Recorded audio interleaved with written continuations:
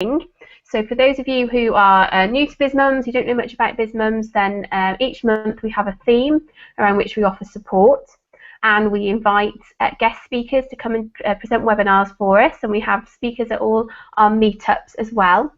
And so this evening I'm joined by Lisa Porter, CEO and founder of Bold New Biz, and she's joining us from all the way across the Atlantic. So it's BizMums' first transatlantic webinar. This is so exciting. So I was just looking before on her Facebook page, and I'll post a link and everything on that so you can connect with Lisa after this.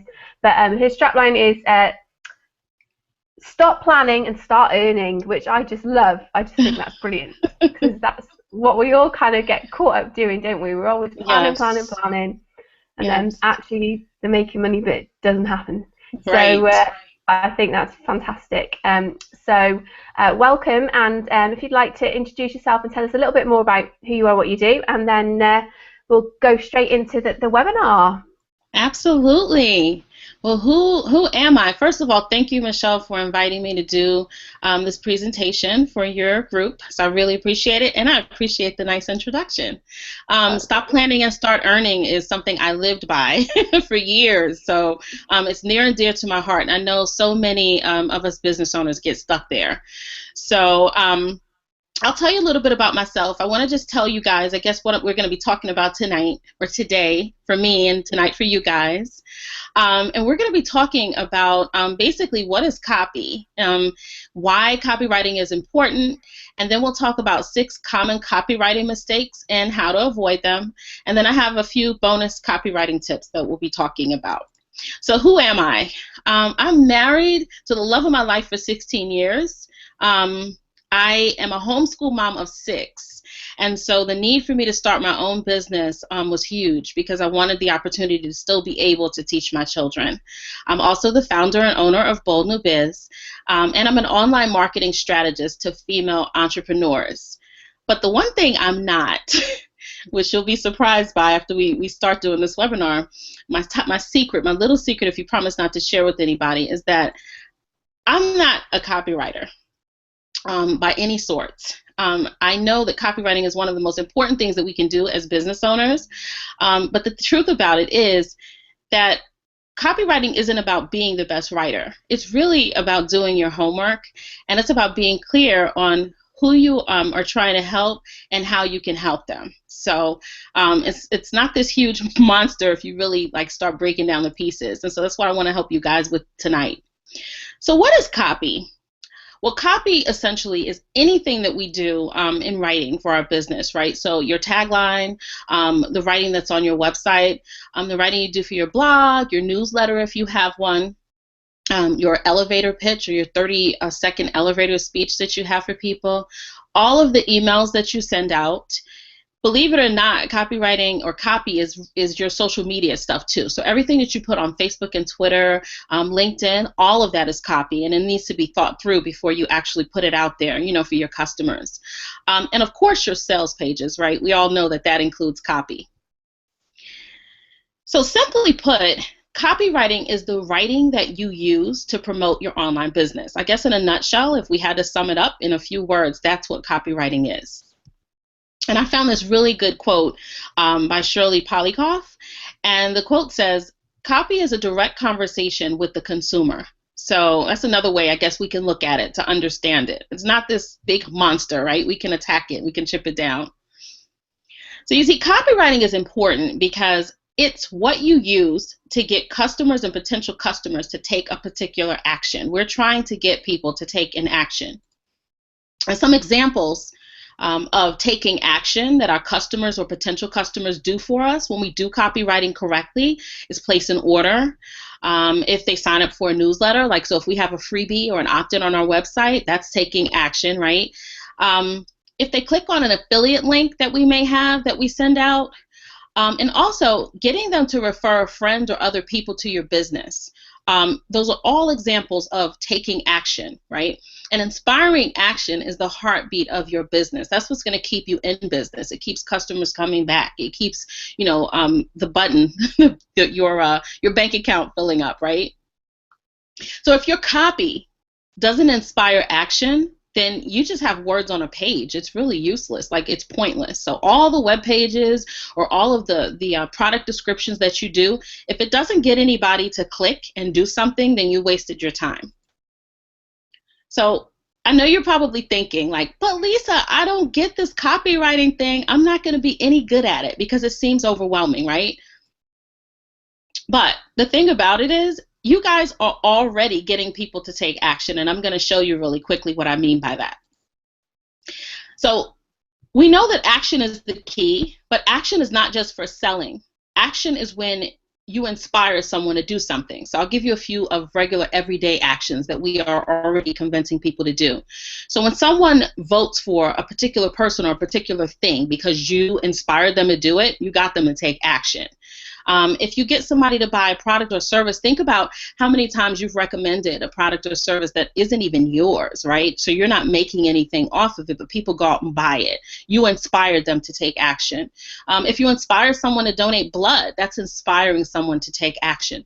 Even something as simple as getting a friend to do something for you via a text message is inspiring someone to take action.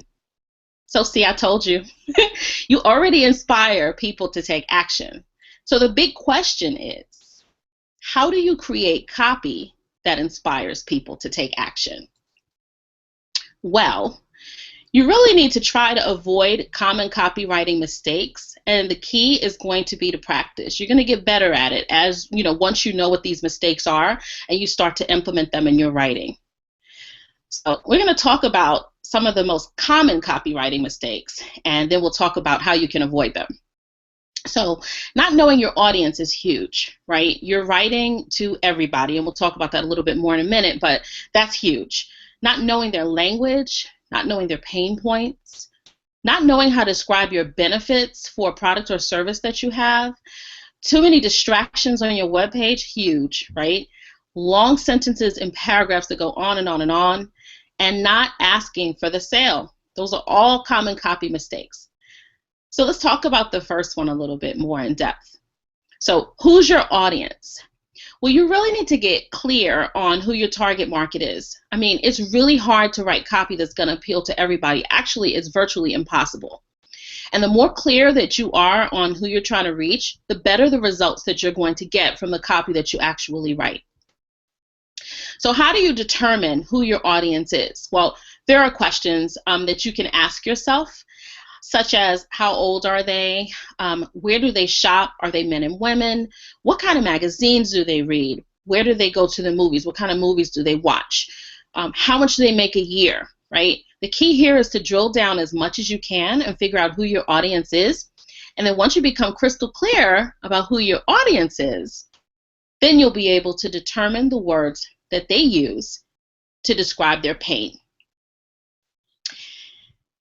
The next thing that people make huge mistakes doing here with copywriting is that they don't know the language that the people that they're trying to sell to speak. You don't have to be the best writer. I told you at the beginning, I'm not the best writer in the world. But you do need to pay attention to the words that your audience uses to describe their pain. This is key. You need to stop guessing what words to use when you're speaking to your audience. Stop writing the way you think that it may sound good, and really start eavesdropping. Ask yourself, what's bothering them? Look at what they're saying causes them stress. Look at the words that they use to describe their issue when they're talking about it, especially if you're on social media. This is a really great way, a great place, especially if you join groups in social media. Facebook, I love, because people speak about their issues and their problems, and they tell you the exact words that you need to use in your copy. So you want to start listening for things like, I get so frustrated when, I wish there were a way I could, I need help with, or a big one is, I hate when. Most people will tell you exactly what annoys them, frustrates them, has them in a position where they need help. And then you'll be able to write directly toward them, and you'll know their pain points. And the thing about it is, when you know their pain points, you can create a message that speaks directly to your potential customer. I mean, it's magic, right? So you don't have to be the best writer, but if you're using the exact words that they use when they're describing their pain points, then it's magic, like it's perfect. Your copy then can draw out the benefits of your product and then reflect the pain back to your prospects in their words.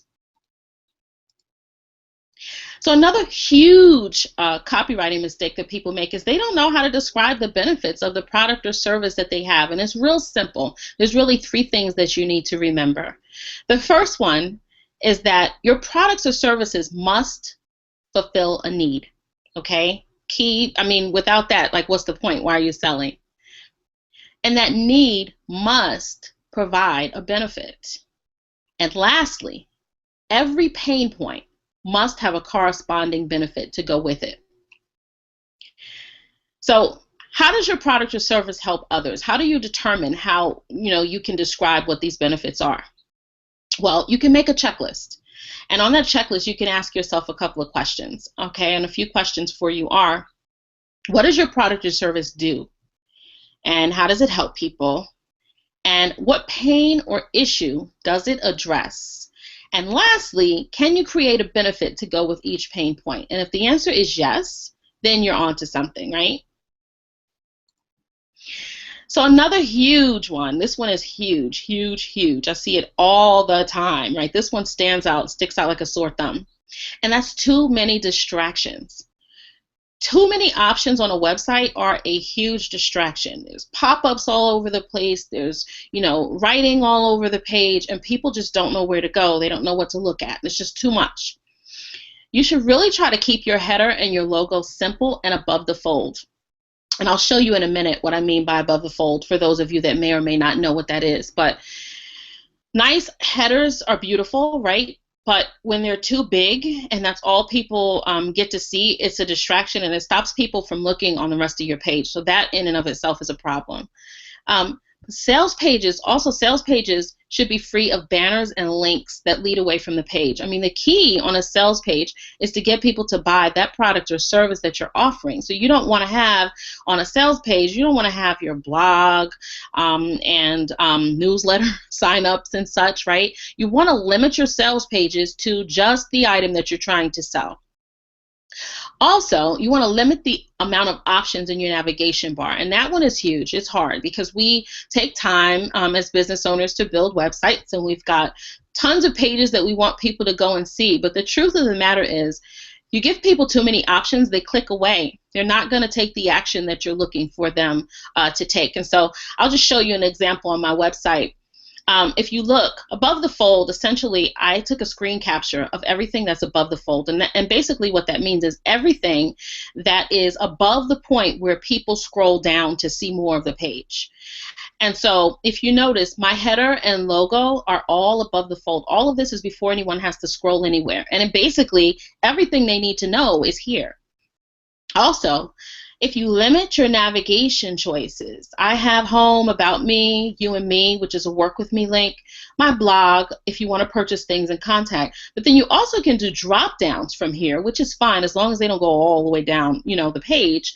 A couple of drop downs, and then people can click to the rest of your pages from a page. But they don't need to have them going, all the way across here sprawled out. It's just too much. It is a huge distraction. So that's something to take note of.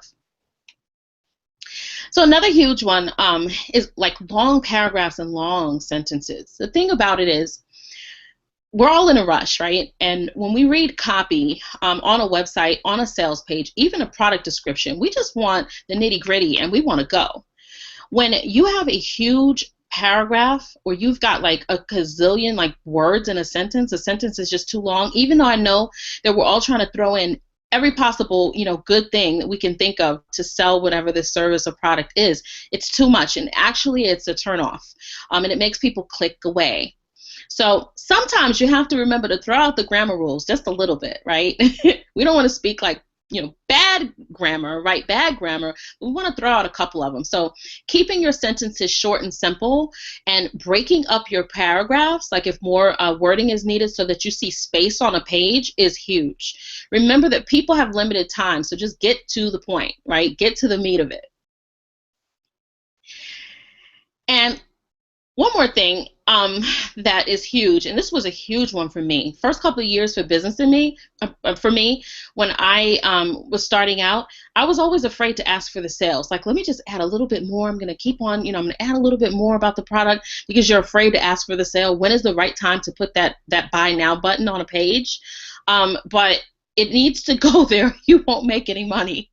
I had several pages. I remember my first website, several pages that never had anything for sale at all on there. It was just all about benefit, which is great, but you can't earn if you don't put a for sale button up. So ask for the sale. Get to it already, right? Remember to explain why the product is good, and remember to give a price and a payment button. That's key, right? And so I found a really good quote, another one, by Robert Collier. And it says, great copy continues the conversation that's already occurring in your prospect's mind. Okay, so you're answering every single question that your prospect is already asking about your product or your service in the copy, right? You're already speaking directly to them. That is the heart of great copy. So I've got a couple of bonus tips for you. And I love this one. And this one is, if your copy attracts everyone, then your copy is all wrong. You are not writing to the entire world. You should be writing to a select group of people. Now, listen, I know just from personal experience that is like, it makes you nervous, because you're thinking that you're trying to sell, or you want everybody to buy whatever your product or service is, right? Because you've put time and energy and you want your business to get off its feet, and so you're thinking the more people that I can get to buy this thing, the better. But it actually works against you. So if your copy is writing to everyone, no one's going to buy. It needs to speak directly to the people that you're targeting. It should only attract your ideal client, just that client. And trust me, there are millions of people out there that want to buy whatever your product and service are. You're not going to miss out on a sale, right? Another thing to keep in mind is to take your time. Writing copy and getting better at writing copy is a process, right? And it's not going to be perfect in the beginning. So what you want to do is you want to take your time and go ahead and write your copy, write your sales page, or write your product description, and then leave it alone. Come back a couple of hours later, come back the next day. And another good one is to have someone else look at it and tell you what they think. But if you're making a list of all of your potential clients' pain points, and you're listening to what it is that they're saying, and you're putting all of that in your copy, when you come back again, I'm so sorry because my phone is ringing and I should have muted it. When you come back again, I'm so sorry, I got totally distracted and I don't want to get up because I'm going to have to walk away from the presentation. So I'm sorry, bear with me, Michelle, I'm sorry. When you come back after you finish, taking a break from it, then you'll be able to edit it and use the exact wording and achieve what you're trying to achieve with it. So take your time, don't rush through it. Another one, bonus tip for you, is that copy should tell a story. So you should, when you're writing your copy, you should be thinking, what's your client's experience? And what is your client's story? So, Michelle, I'm going to just step away for 2 seconds. I'm so sorry, but I don't want the phone to continue doing that. Is that okay? Can you hear me, Michelle? Yeah, that's fine. Yeah. Oh, okay, I'm so sorry. Don't worry. Okay.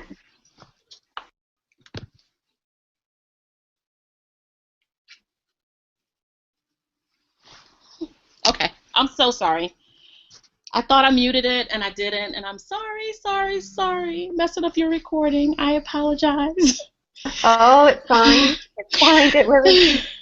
So copy should tell a story, like I was saying, and really talk about what your client's experience is. You're writing about your client, not your story, not your experience, but what your client's experience is. And so if you remember that, then you've got gold. So I know I've thrown a lot of things out there at you guys right now, and I just want to tell you guys, if you want to connect with me, if you guys have questions, Michelle, I'll be happy to open up, on Facebook and answer any questions about copy or whatever that they may have. So if you guys want to reach out or whatever after this is over with, that's fine. I'll be happy to answer any questions. So let's talk about what we discovered. Well, we talked about our emails, our elevator pitch, our blog, all of that are copy. Copywriting is the writing that you use to promote your business. And copywriting is important because it inspires customers and potential customers to take action. Michelle, I don't know if anybody has any questions at this point. Well, we can just ask, yeah, there's a couple of people viewing, so if you've got any questions, if you put it in the chat thing now, it's got a bit of a delay on it. So any questions that you've got, just type them into the chat box now, and then it'll pop up in a minute. Okay. And we also talked about some of the ways that we create copy that inspires people to take action and buy our products and services. So knowing our audience, knowing their language and their pain points, knowing how to describe our benefits, limiting distractions on our webpage, and also writing shorter paragraphs and asking for the sale. I hope that I've helped give you a better understanding of how important mastering the skill of copywriting is. Like, it's huge. Copywriting is really the key. It's the heartbeat of your business because it's what drives sales, essentially, right? If you don't write the copy correctly on your website, on your web pages, on your sales pages, or even in your product description, you actually repel people as opposed to getting people to do what? And that is take action. And once you master copywriting, then you can really create powerful sales letters and descriptions that get people to take action, right? Web pages, anything from that point on that will get people to step up and just actually buy. Have you ever seen, somebody's product or service and you're thinking like, why does it seem like that thing is selling out? Like, whatever it is. It may be something that maybe you're thinking is just, right, not so much. And maybe you've taken the time to put together something and you've got more more services or more features than whatever it is that you have, but this other person has barely anything and it's flying like off the shelves. Really, it's about copy. It can be even a crappy product, which we don't want to produce. But it can be a crappy product or service, but if the copy is right, people will buy it. So that's how important mastering copywriting is. Yeah, I'll just add something there because I've bought stuff and I've been, suckered in by copywriting on things. Actually, when I've got it, I'm like, actually, this is what it sounded like it was going to revolutionize my life and that this was the thing. And actually, it was just all in the copywriting and it was brilliant. All about the copywriting. Well. Yeah, absolutely. So true. It's all about the copywriting, and once you master it, then you've nailed it. So, like we were just saying, like if you've ever wondered why no one buys a product or service you offer, you take your time, you've got a sales page or whatever up, and you're thinking, why isn't anybody grabbing it? Or how come nobody signed up for a free offer that you may have? We create our freebie. We've got something we want people to sign up so they can get on our email list because the money's in the list, right? You need to really think about the copywriting. How are you writing whatever it is? Is it appealing to your audience? Are you speaking to their pain points? And really that's understanding the value of copywriting mastery. Copywriting mastery, when you're really good at it, it inspires customers and potential customers to take action. That is priceless. If you can just keep that in the back of your mind. And those customers or potential customers taking action lead to a bigger email list, rave reviews, and more sales. So, do we have any questions before I go on? No, I think Susan's just put, I believe reading your copy out loud is very important. You will hear the stilted language and it makes it easier for you to edit. So, yeah, that's a really good comment, Sue, because Sue's one of my very good friends and she's actually a copywriter, so she's interestingly watching this webinar as well and helping me share some tips this month, so that's fab. Oh, wonderful. Someone had a question they sent me earlier, but it's kind of a little bit off subject really, but that was more around images that you can use in your copywriting, I guess, on your sales pages, on your blogs and that type of thing. Where's it gone? She just said, what's the situation with using images from wedding magazines, because she's a florist. Mm-hmm. Do you have any sort of tips around that? I think it's a bit off topic really, but yeah, just about using images and things like that in your copywriting and your blogs. I absolutely think images bring your copy to life. For me personally, Hmm. just on a personal note, and maybe Michelle, you might even be able to speak to this. I think that images, in fact, if you even notice on Twitter, they've started now to allow you to include images, right? Oh, right. Which was, yeah, which is what Facebook, I think, hands down, was able to the community built as fast as it did because images got shared so much. And Okay. so I think that images, just even with Pinterest taking off like it has, and even Instagram, those social media outlets have taken off like they have because we're visual people. And sometimes, to be honest with you, a picture speaks 1,000 words. So a good idea also with images and copywriting is to put some copy, a little bit of copy on a beautiful picture. Mm. That's a really good way also to get someone to click or get someone interested. So I don't know if that answered her question. I know she Yeah, was I'll mentioning check something with her. about magazines. She wasn't able to join us live because she was putting a little boy to bed. So I'll double check Oh, with her and then I'll clarify what she meant and then I'll ask you if we haven't answered her question. okay. Okay, cool. Well, because copywriting was so near and dear to my heart, it was something I struggled with in the beginning because I'm not a great writer. I can write, so let me not say I'm a horrible writer. I can write, but I couldn't write to get people to buy, which Yeah. what was the point, right? So as I began to get better and pick up tips here and there, I created the Girls Guide to Copywriting, which I think, Michelle, might be even how you and I came in contact with each other. I'll tell Yeah. you guys about that in a minute. But first, I wanted to just let you know for your group that I put together a bonus. Um, it's free, it's no charge or anything. And it's copywriting tips that I'll deliver each week to their inbox. And it's real, like a simple, new, easy to apply tip for them every single week to help them improve their writing. And so just a little tip they can kind of implement right away and go. And they can find that tip if they go to my website, which is www.boldnewbiz.com/copy tips. And so I wanted to just offer that to your group. Thank you. That's brilliant. Yeah, I'll share that with the in the event as well so that they can get that. Yeah. So in the copywriting guide, essentially it's like a step-by-step guide, and there are exercises to kind of help people because, to be honest with you, the whole idea of copywriting is a little overwhelming, and I wanted to make it simple, something that people could digest and feel like they could do it, So I created the guide, and essentially there's just all kinds of little doodads in there for you, but I just wanted, there's a sales page if you guys want to go look at it to look at more description. But a couple of the highlights are you'll learn the secret to writing product descriptions that cause people to really go and buy, because that's key. How to write gripping headlines. Headlines are key. I didn't touch on that during the webinar, but that's one of the free tips that you guys will be getting in your inbox. But how to write gripping headlines. If your headlines don't get people to open or click, when you're sending out a newsletter or when you do a blog post, then you just wasted your time, right?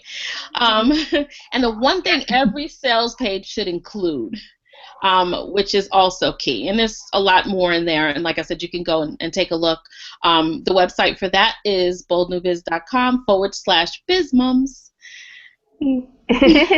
And for the first 25 people that take action and go ahead and grab it, I threw in 21 common copywriting problems that you should avoid, which is in addition to the ones that we talked about today.